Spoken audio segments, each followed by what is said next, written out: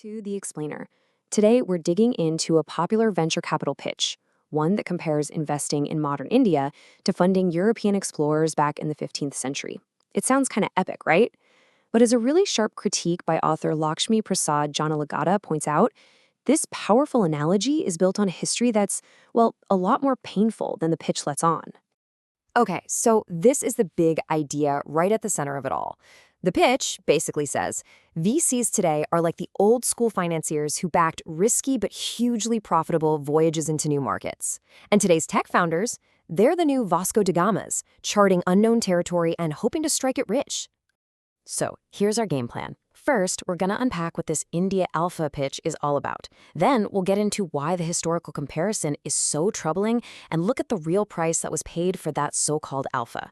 After that, we'll even look at the very words used in finance, check out some ancient Indian business smarts, and wrap it all up with a really provocative question for today. All right, let's kick things off with the business concept here. What exactly is this investment pitch selling? What's the core idea? Okay, so the term they use is India Alpha, and what that means is the belief that India's startup scene can deliver absolutely massive profits way beyond the market average.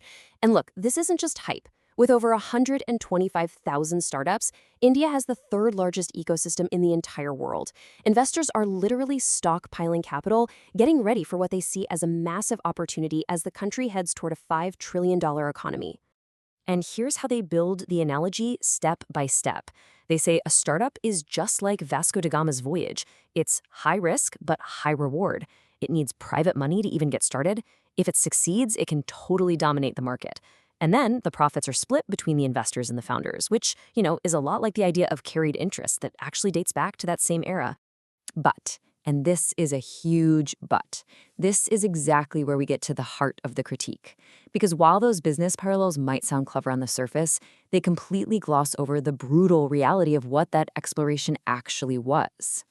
This timeline is so important to understand. Da Gama's arrival in 1498, that wasn't just the start of a friendly trade deal. Nope. It was the beginning of more than 450 years of European colonial presence. We're talking violence, subjugation, and wealth extraction that only ended when India liberated Goa in 1961. This was no quick business trip. It was a centuries-long conquest. And that is the fundamental problem here. By spinning colonial exploitation into some kind of inspirational business story, the analogy romanticizes a history that was anything but. For the people who actually lived through it, this period wasn't about alpha and market dominance. It was about violence, loss, and living under foreign rule. So what was the real price of this historical alpha?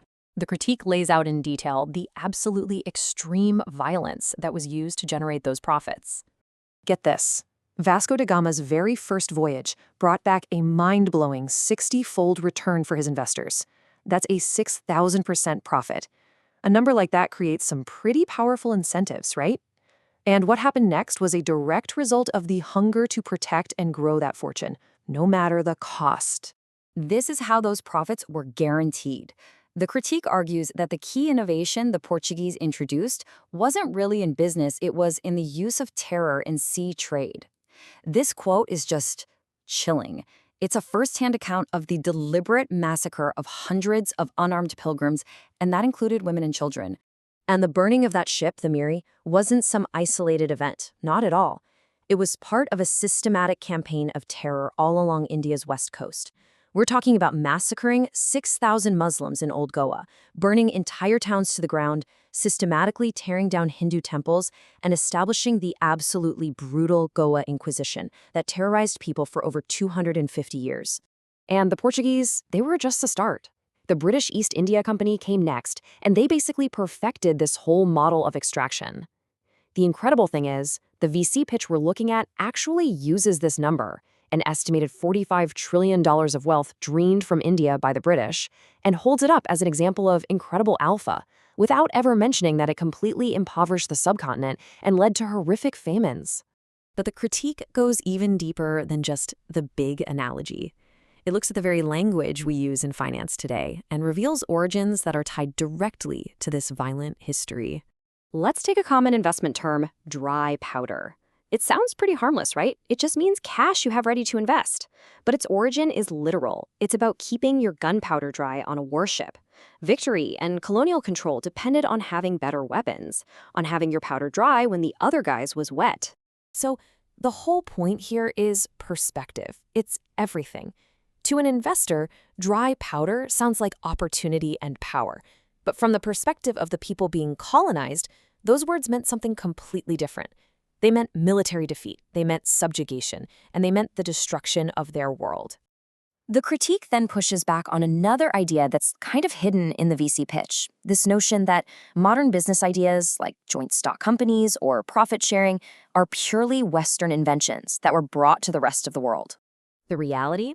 India has its own incredibly rich and ancient business history. We're talking about texts like the Arthashastra and the Buddhist Jatakas, written before the 3rd century BCE, that describe really sophisticated ideas. Things like jointly funded partnerships, profit sharing, and merchant guilds, even using speculation to control prices.